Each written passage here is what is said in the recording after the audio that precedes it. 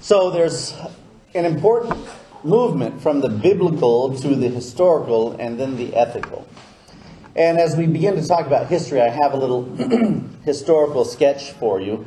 There was a peace summit meeting where Ariel Sharon was meeting with Yasser Arafat somewhere in Paris, and all these dignitaries were around the table, and the peace summit was about to begin. And before they started, Ariel Sharon asked, would it be permissible for me to share a brief historical story? And they looked at Yasser Arafat, and he gave a nod of approval, and so Ariel Sharon began.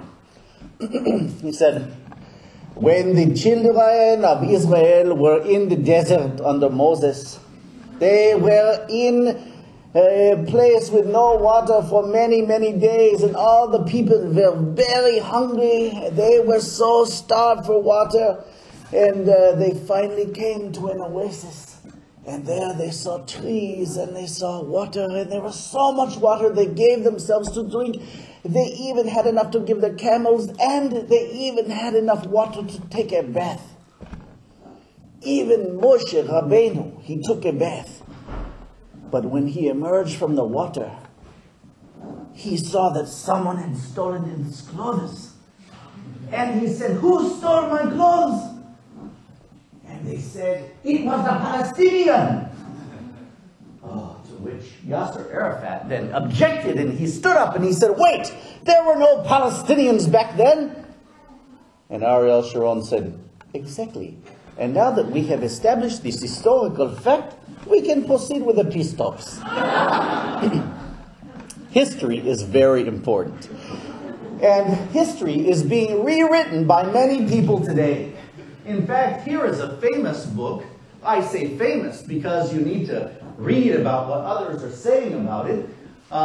There is a review of this work in a famous journal, the Journal for the Study of the Old Testament, in which the author, Keith Whitelam, a professor of religious studies at the British University of Stirling, they say about him that Whitelam can and will be criticized for introducing politics into ancient Israel.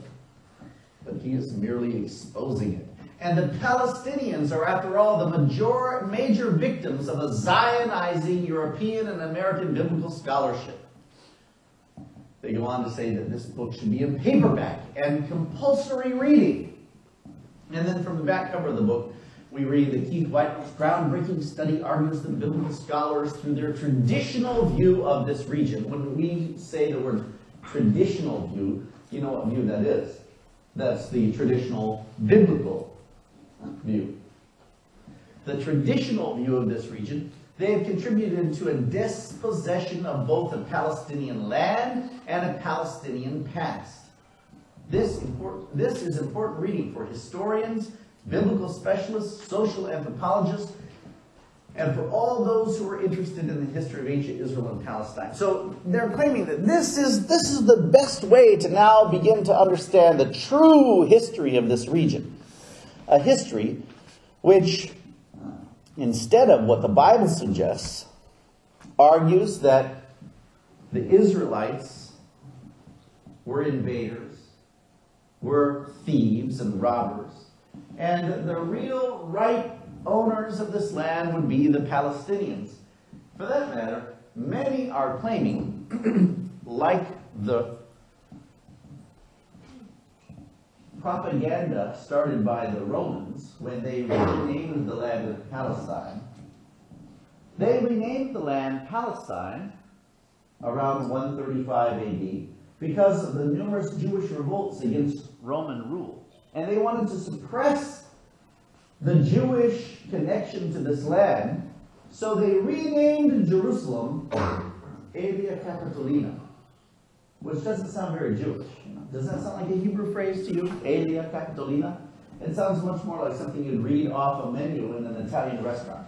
I'll have the Aelia Capitolini, please, with fettuccine on the side. Yeah, Aelia Capitolina, very Latin sounding, meaning something like the capital city. Aelia Capitolina. They wanted to erase the history of the Jewish people from a city named like Jerusalem. And they wanted to erase the name Israel and Judah from the land. And so they renamed the land. But the Romans were not stupid. They were not tremendously bad historians. In fact, they greatly appreciated history. And so they thought, how should we rename this land?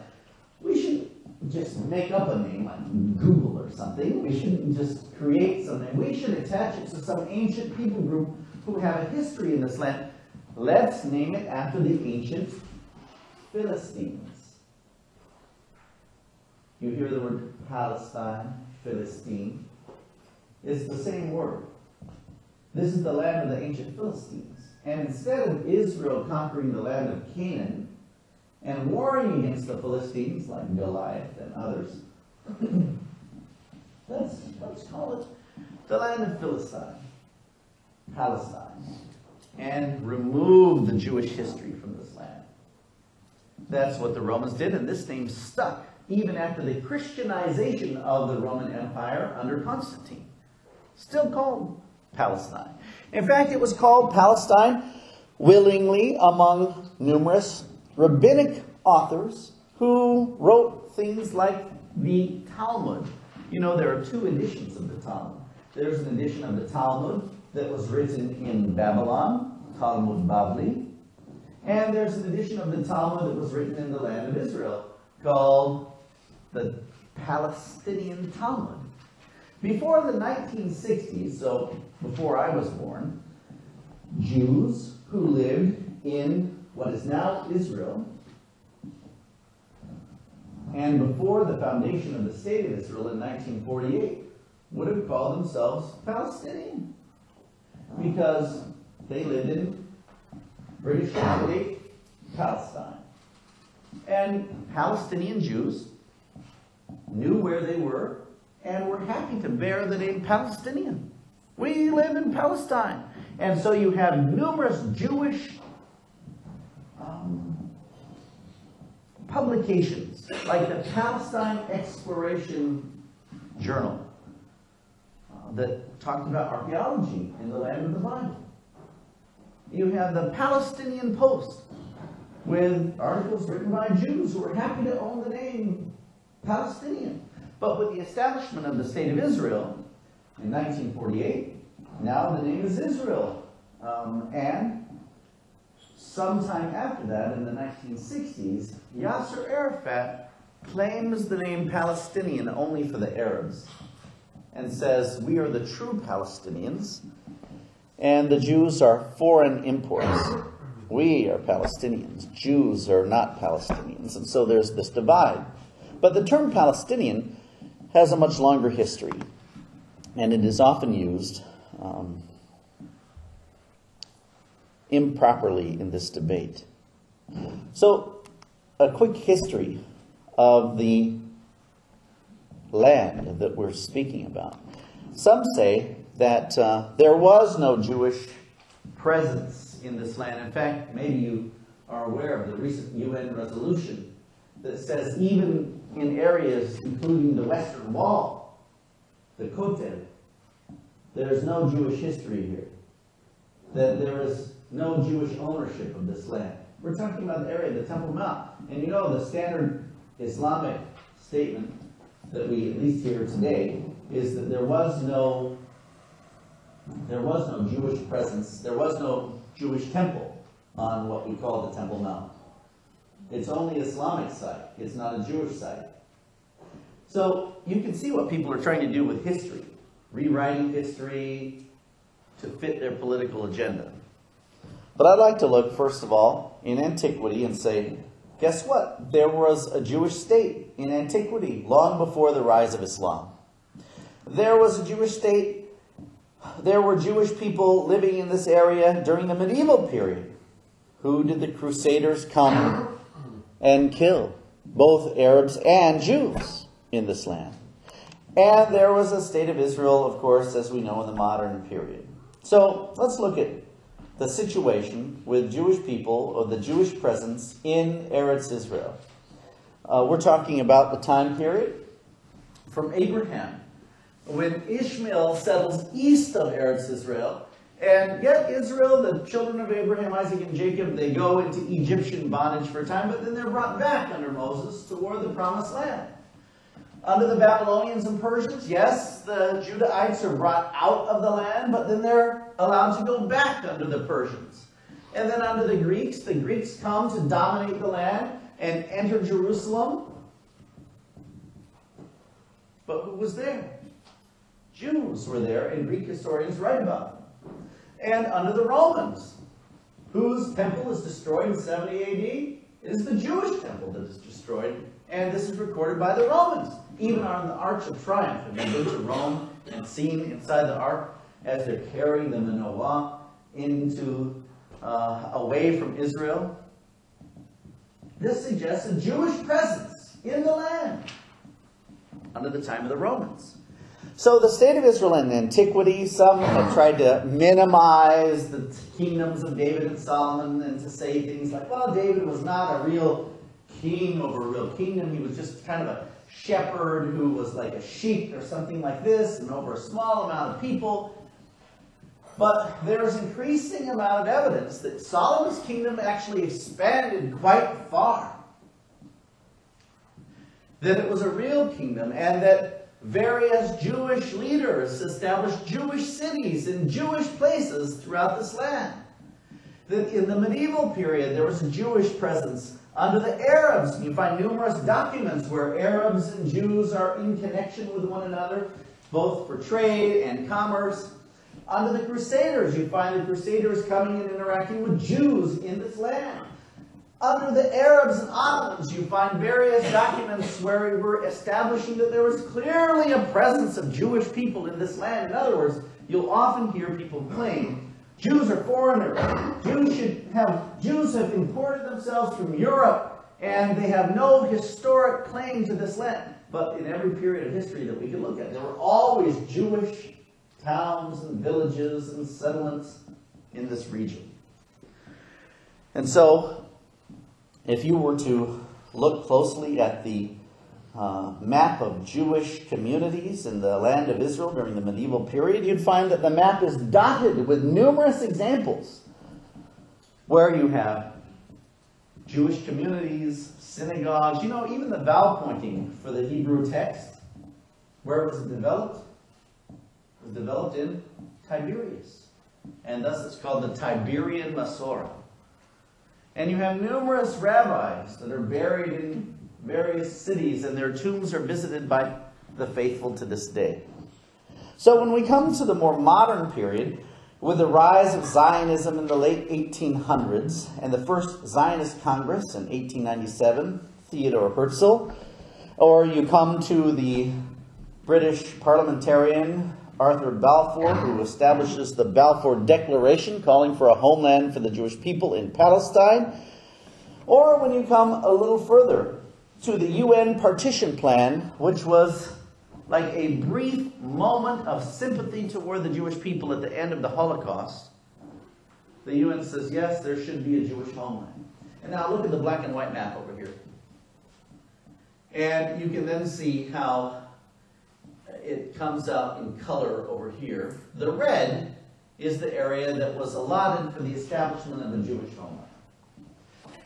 The yellow would be the land that would be left for the Arabs. Now, one thing that I'd want to change about this map is that all the green is also like the yellow, with the same culture, the same language, the same ethnicity, the same, see? And many families, as you begin to meet Palestinian families, you ask, well, where did your family come from? Oh, well, we were Jordanian citizens. We held Jordanian passport. Several of my friends in Israel, who are Jerusalem area Arabs, they hold both Israeli passport and Jordanian passport. And where did their families come from? If they live in the Golan Heights, many of them marry and interact with their cousins in Syria. Yeah? And many of the restaurant owners in the Galilee region, well, they're Lebanese. And so the restaurant is Misadat Libnoni, a Lebanese restaurant. And so this whole area, or if they have various last names, then you know where their family is from. I have a good friend who is a mechanic in Jericho. His name is Muhammad Mughrabi. And so the Mughrabi last name lets you know that, oh, they're Moroccan. Mughrab. This is where they're from. Or the last name, another friend in Jericho, Walid Masri. Masri is Egyptian. And Arabic speakers know this. Like, oh, your family's from here, your family's from there. No problem. No one is saying to them, you're not legitimately Palestinian. Even though their grandparents had come from other countries, or their family background traces them to other Arabic-speaking countries. And yet, for Jewish people, there is often a delegitimization of their presence in the land because some of their ancestors once lived in Europe, or in the United States, or Canada, or wherever they may have come from. And so this historical question is an important one because it relates to the background on which we'll be able to answer some ethical issues. And so another bit of history relates to the question of how Israel acquired the current boundaries over which it has rule today. This is a helpful map that shows the events leading up to the Six-Day War in 1967. Some things that should be understood, you can see on this map, show the world armies circling in around Israel. One thing to note is that this area where you have the green lines coming from Egypt, you have the entire Egyptian Air Force lining its planes up against the border in the south of Israel. Their tanks and military vehicles were also lined up against the Israeli border. And on May 19, 1967, the UN forces withdraw from the Sinai according to Egyptian demand. In other words, if the UN peacekeeping forces are told to get out, what do you think the Egyptians are trying to tell them? We don't want you to keep peace here. Get out, get out. Remove the UN peacekeeping forces. At the same time, you have the advance of the Saudi Arabian army, and you have people closing the Strait of Tiran so that vessels cannot get into Israel's southern port city of Eilat. You have the advancement of the Iraqi army, and you have the Syrian army all in the Golan Heights. And for that matter, all along the Golan Heights, you can see where military bunkers of the Syrian army were in place all in the hills there. And some of you maybe have driven along the shore on the east of the Golan Heights, the shore of the, or on the east of the Sea of Galilee, and looked up onto the Golan Heights. Have you seen the little art piece of the man sitting with a fishing pole and holding a Sea of Galilee-shaped plaque full of holes? That is representing the Syrian leader. And the holes in the Sea of Galilee is representing all the missiles he used to lob down the hill at the Israeli fishing villages around the Sea of Galilee. So all during this time, the Syrians have been lobbing missiles down onto Israeli villages along the Sea of Galilee. And Israel said, stop that. And they kept doing it. And Israel said, stop that. And they kept doing it. And Israel said, stop that. And they kept doing it. And so Israel said, we're going to stop that. We're going to stop it for you. And they took away the Golan Heights. And in the same moment, they bombed every aircraft of the Egyptians while the planes were still on the ground in one night. And not one Egyptian airplane flew. Israel launched a preemptive attack. And we have to ask, wow, these other nations didn't attack Israel first in this battle. Israel attacked the other nations. But then you have to ask yourself, at what point might a preemptive attack be morally and ethically wise and justified? I mean, they did force the UN peacekeeping troops out. They did bring all of their military right up to the border. They were being surrounded by other, So what do if you're protecting your own family? Do you wait until the burglar is in your home? Do you wait until they are in your child's room? How soon do you defend? And that is the name of the IDF, the Israeli Defense Forces. In other words, they do not simply have an army so that they can go attack other people. They really view themselves as defending the right of Israel to exist. And many of my friends who have served in the IDF have let me know that their training in terms of combat is mostly geared to teaching them how they should not use their weapons, and the situations in which they should not use force, and all the prohibitions against when they should not be engaging in combat, and ways to avoid unnecessary conflict. The majority of the training. Israel is very clear about its stated purpose for its military. It's to defend the existence of Israel. So, the state of Israel in the modern period then comes to its current borders largely because of the 1967 war. And the former U.S. President Barack Obama has made a number of statements about the need to return to the 1960s or pre-1967 borders. And the way in which he has spoke about these suggests that what we have on the map now are borders. But what should be understood is that the 1967 lines that you see drawn here are not borders that were ever agreed upon about two states living side by side in peace. Instead, these are what military figures call armistice lines, or the ceasefire lines. In other words, they're drawn in pencil with dotted lines. They are the places where they have said, all right, we will not attack you, and you have agreed that you will not attack us. Let's back away from military conflict. We'll decide everything else through negotiation. We won't war with one another any longer. We'll cease the war, and we will back away with our weapons. But then we're going to talk, and we'll send our diplomatic corps to engage in the final discussion about how we should have two states side by side in peace.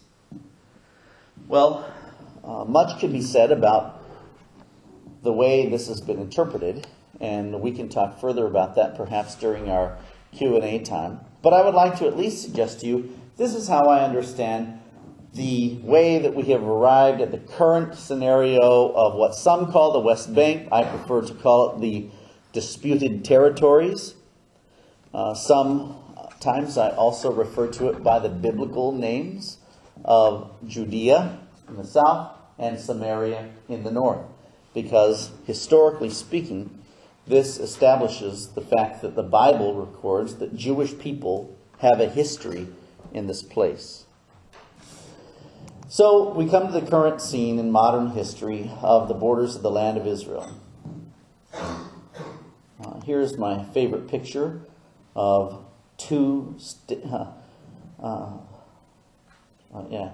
a statesman and two imposters, but you can decide who was who. But I'm reminded of some ways in which humorists have attempted to help us face our prejudices about history. I think this one is helpful. They say at the UN, we have a vision of a Palestinian state. And the terrorist says, so do we. And if you look on the state website of numerous Arabic countries, can you quickly observe their official statement by the world map and the way it is drawn? In the place where there is a modern state of Israel, they refuse to recognize it and will not call it Israel. They only call it Palestine. And this is important as well to realize that the PLO is not correctly described as the Palestinian Liberation Organization. It is the Palestine Liberation Organization. and this is very important, it is not saying we would like equal rights and opportunities for Palestinians. That's a noble goal. But that's not what they're claiming. What they are claiming is that they want to eliminate Zionism in Palestine. And when they describe Palestine, they describe it as all of this land. Not the 1967 borders, all of it. That's Palestine. And they want to promote the Palestine liberation. How do they do that? Well, anything goes. I say that because that's what their charter tells us. The PLO charter is very clear. In Article 10, and you can look this up and do the research on your own. You can read the whole charter for yourself. But let's hear what they say in their words instead of me telling you what Palestinians believe. And this is not all Palestinians who are happy with this statement, but this is the official statement from their own documents. And so, look, whether I'm writing a paper on history or theology or cooking, no matter the topic, I need to make sure that I cite my sources accurately. That when I say, according to, they believe, I want them to be sitting in the audience saying, yes, that's exactly right, you quoted correctly. And so I want to go right to their document and say, what did they say? And here's what they say. The PLO charter, which is hotly debated, because some feel that it no longer accurately reflects what all Palestinians would like. Okay, sure. Neither does the U.S. Constitution accurately reflect what the United States of America and its citizens all believe today. And I'm sure the same is true in any other country. But it's still the official document. And so you have to face what it says.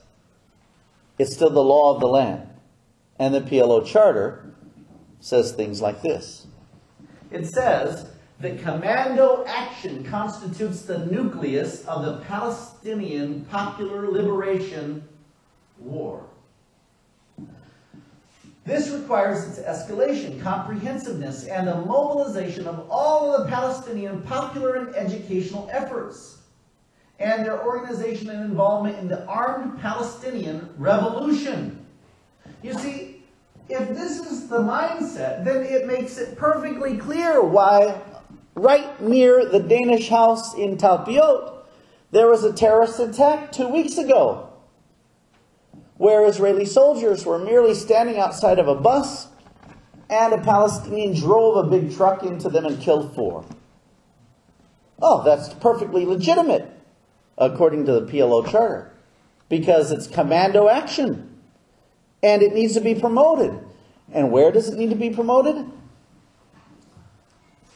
Palestinian popular and educational efforts. In other words, it's promoted through the music, it's promoted through entertainment, it's promoted in Palestinian schools. And children have superheroes that are dressed up like suicide bombers, which from young ages they begin to idolize and think that that's what a true Palestinian should be. And in their schools, they learn about the martyrs. I visited Al-Quds University on the other side of the fence in Arab East Jerusalem, and went through the Martyrs Museum. And what are they promoting? They're promoting the armed resistance. They're saying that these are our heroes who blew themselves up on a bus. These are our heroes who died for the cause of the liberation of Palestine from the Jews. These are our heroes. And this is legitimate. And you have parents coming out on Arabic television saying after their child did some terrible deed and ran their car into a bunch of pedestrians waiting for a bus, and then they were shot and killed because of it. You have parents saying, I only wish that I could have died such a noble death. Look, friends, if you did something evil like that, I hope your parents would never say something so sickening like, oh, I wish that I could have died such a noble death. You see, that only promotes this hatred and violence. And I can tell you that it's not acceptable on Jewish television or in Jewish schools for parents to say, I wish my child were a murderer. I wish my child did something evil against Palestinians. Absolutely forbidden and not promoted within the culture. But you can see this mindset. I can tell you about a graduate of the Moody Bible Institute who served as, and we never use the word, we'll say, an ambassador for the gospel. He was sharing his faith in the country of Jordan, in the city of Amman. And while there, they have the two small children, and they began to put their young 5-year-old son in preschool. And they thought, oh, he'll learn how to count in Arabic. You know, he'll learn his colors. He'll learn, some key phrases and begin to speak some Arabic. The father is really good in Arabic. And so they had him in his class for the year. And at the end of the year, they had an end-of-year program with all the kids. And so they came and they figured they'd be hearing songs like the Aleph Ba in Arabic. They'd hear some national songs about Jordan. And the parents, though, were sitting among the others in the seats as the children came out on the stage. And they were horrified when they began to see, oh, there's their son, dressed up in military fatigues, carrying a machine gun, a fake machine gun. And up on the stage was an effigy of an Israeli soldier. And all the kids were pointing the machine guns at the Israeli soldier and singing, from the river to the sea, from the river to the sea. What river? The Jordan River. What sea? The Mediterranean Sea. Meaning we're going to rid the land of all the Jews. This is in a preschool in the most westernized Arabic country surrounding Israel, in Jordan, in the most high-level capital city in Amman, and in a nice neighborhood where there are kind, intelligent, educated parents. Our Moody graduate parents were, horrified that their kids up there on the stage singing this song innocently, he has no idea, from the river to the sea. You see, but this is legitimate in Palestinian thought. And it needs to be discussed. Because they say that all popular and educational, from the youngest ages, efforts need to be employed. Further, in Article 15, they say that the liberation of Palestine from an Arab viewpoint is a national duty and attempts to repel the Zionist and imperialist aggression against the Arab homeland. And it aims at, now catch this important phrase, the elimination of Zionism in Palestine. Question. How can Zionism be eliminated in Palestine? Only if you eliminate Zionists. You see? If you're going to have the elimination of Zionism in Palestine, you have to remove the Zionists from the river to the sea. This is the document.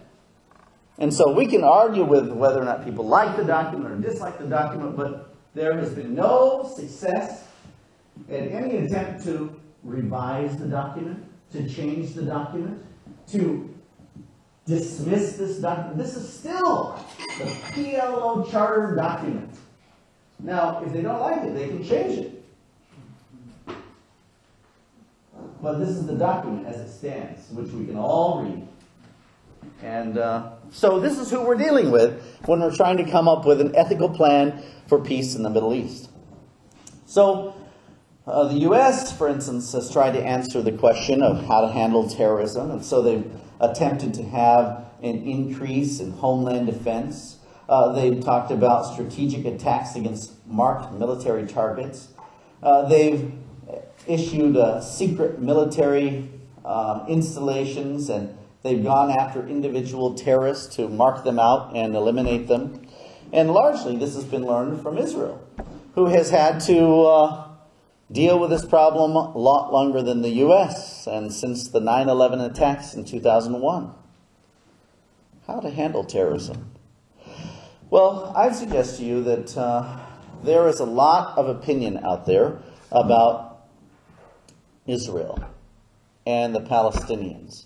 And sometimes a negative opinion is promoted by the media. In fact, there's a helpful book that you can find free online called Facts and Myths about Israel and the Palestinians. And one website that is especially helpful is called honestreporting.com.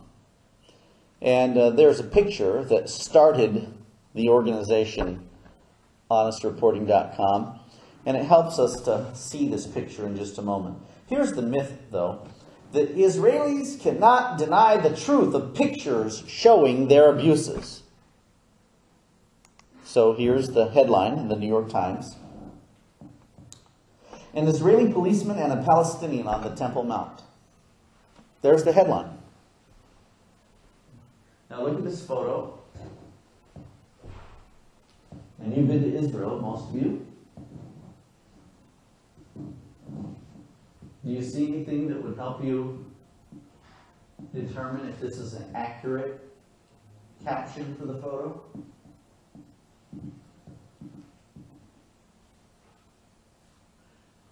There's a father of this young man who is bloody, who is a medical doctor, a Jewish medical doctor in Chicago, who called the New York Times and said, "That is not a Palestinian. That's my son. His name is this. He's studying in Israel. He's Jewish."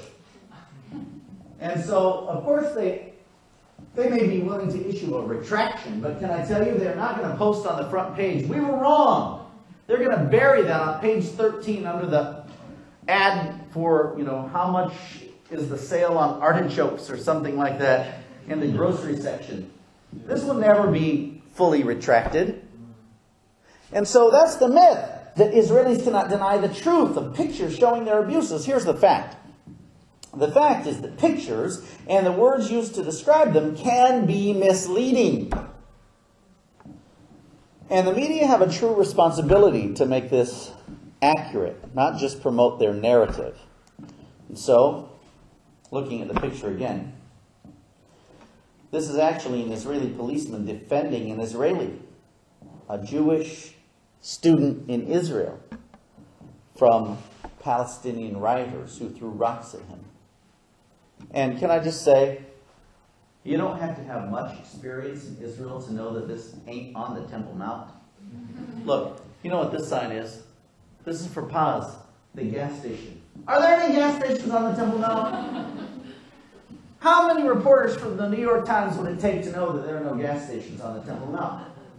I mean, yeah, apparently so. And I'm sure this poor news publication can't afford to have any fact checkers out there to see whether their headline front page is accurate or not.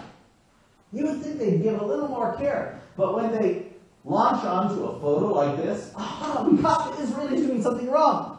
It's just too exciting to take time to do any fact checking. You see these cars up on the Temple Mount? Come on. You don't have to have a load of experience. People who just visited Israel for 3 months know better that this is not worthy of the caption that it was given. So, there are a number of current realities in the land, and we have to ask ourselves, in light of the problems, and in light of things that often prevent people from a proper perspective, what would a proper perspective look like?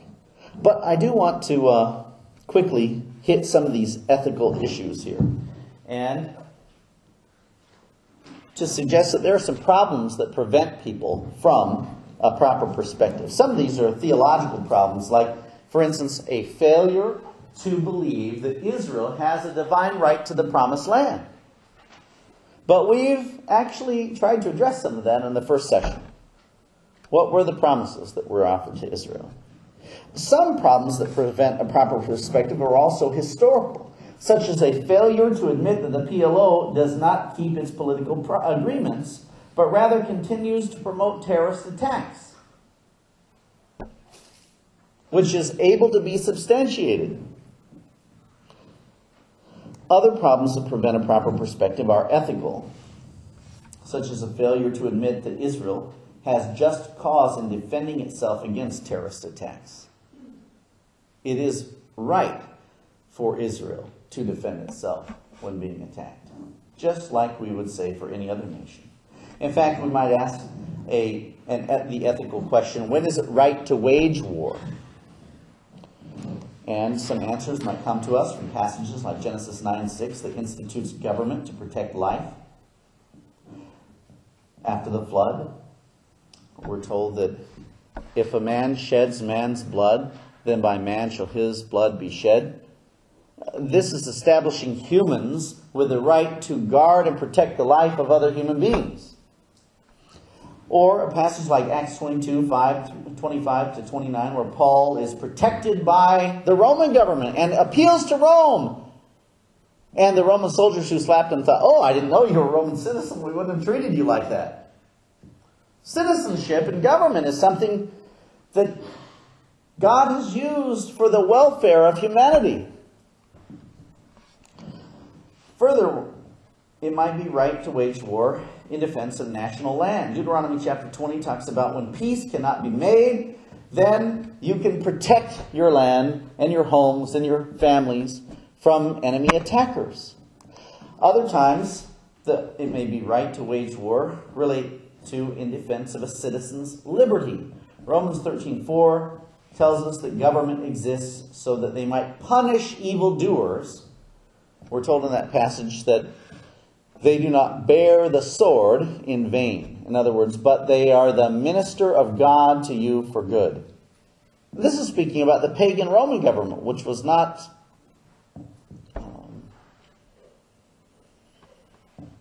an example of godly character. But nevertheless, it was seen as the minister of God to you for good. So, we have to ask these questions. When is it right to wage war? What are the problems that prevent a proper perspective? Or how do we handle terrorism? For that matter, let's define terrorism. I like the definition provided by Benjamin Netanyahu in his book, Terrorism, How the West Can Win. He says on page 9, terrorism is the deliberate and systematic murder, maiming, and menacing of the innocent to inspire fear for political ends. I think it's a pretty helpful definition. And with any definition, we could, take things out and put things in, and we could massage it a little bit. But I think overall, that's the purpose of terrorism. Terrorism is not the idea that if the Palestinians or the anti-Israelis or the Islamists can just keep attacking Israel, eventually they'll win the war. No, terrorism suggests that we want to keep surprising, keep attacking, keep surprising, keep attacking so that we can wear them down and that they will give in to our political demands. So maybe they'll say, no, we don't want to expand new neighborhoods in Jerusalem because you're calling them settlements and we're this and you're saying this is illegal, and then you keep bombing us or you keep running over people at bus stops in Jerusalem. So, okay, we won't do anything that makes you upset. You see, it's just to inspire fear to get their political demands. This is terrorism. It's not a war, because if Israel were to go to war with the Palestinians, it would be very clear who would win. But it's terrorism to try to accomplish their agenda through promoting fear. So if we've now looked at the biblical, historical, and ethical issues by way of some introduction, I'd like to turn your attention to the top 10 lists that I've established, about which we can have discussion, debate, interaction, even disagreement. But I'd like to at least offer you my list of what I think a proper perspective on Israel and the Middle East might look like. And I'd start with this. Israel has a right to live in the Promised Land. Secondly, number 9, Israel has a right to protect its citizens from terrorist attacks and from hostile governments which would try to destroy its existence or freedom. Number 8, believers should support solidarity with Israel as it seeks the safety and security of its citizens. Notice I did not say that believers should accept every political decision made by the Israeli parliament. Israel should agree with every Israeli policy. I didn't say that.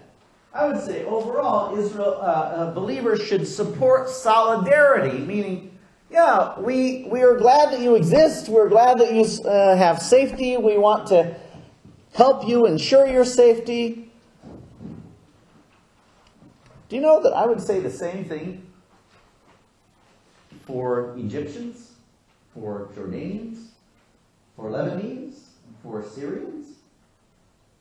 That they have a right to live in their land, that they have a right to protect their citizens. And I would support solidarity with those countries as they seek to promote the safety and security of their citizens. There should be no debate about these points, in my opinion, so far. I would also add point number 7. Believers should pray for Israel's government to be wise in this difficult task. Well, we find this admonition in various passages of Scripture, not the least of which is 1 Timothy chapter 4, where we're told to pray for leaders and for all those who are in authority, that that believers might live a peaceful and tranquil life. But as we pray for Israel's leaders in particular, we need to understand that when you are constantly being attacked, it is very possible to overreact. When you're constantly being bombarded, when you're constantly being threatened by terrorists, it's possible to over-respond. And in such a threatening environment, it would be easy for anyone to respond incorrectly. And so I would encourage believers to pray for Israel to be very wise in their responses to what they have to deal with. That most believers are not living in a political environment in which it's this tense. We have the luxury of judging Israel from a long distance away, without all the fears and pressures of Israeli life. In other words, for most of you, it's not your children that are riding the buses in Jerusalem every day. And so you can speak quite freely about how, there should be no security fence, there should be no checkpoints, but it's not your kids who are on a bus that might be bombed by Palestinians. It's very easy to judge from a long distance away. I encourage that instead of judging, it would be more important to pray that Israel would have wisdom, its leaders would have wisdom as they have this difficult task of protecting its citizens. And then I would say, number 6, that due to the enormous amount of anti-Israel propaganda, believers should think discerningly when reading newspaper headlines or hearing the day's top stories until facts can be gathered, and just as we would for any other ally for peace. Can you imagine a United States newspaper saying, in the big headline, that a Canadian Mountie has killed helpless old ladies and school children, and that American readers would say, yeah, that's exactly what I know the Canadians are like. They're all dangerous like that. See, I'd say, wait. Is that an accurate headline? Have they said that correctly?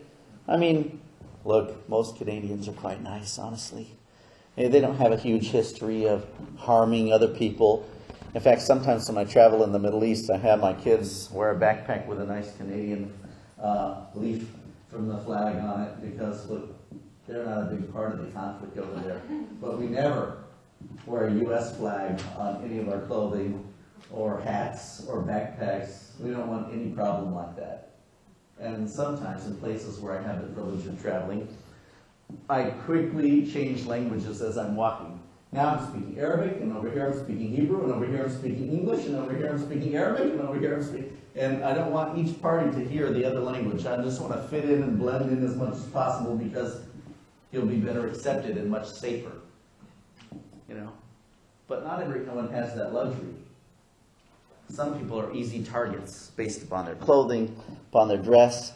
And so, because there is this enormous amount of anti-Israel propaganda, look in newspapers and magazines, on university campuses and in student groups, in the BDS movement and so forth, that want to boycott Israel and divest and lead sanctions against them, we need to be very, very discerning when reading newspaper headlines. Now I want to say something that is especially of concern to me, and a point that I want to be careful about as I make the statement, that I explain it clearly. Number 5 says that the occasional death of innocent civilian Palestinians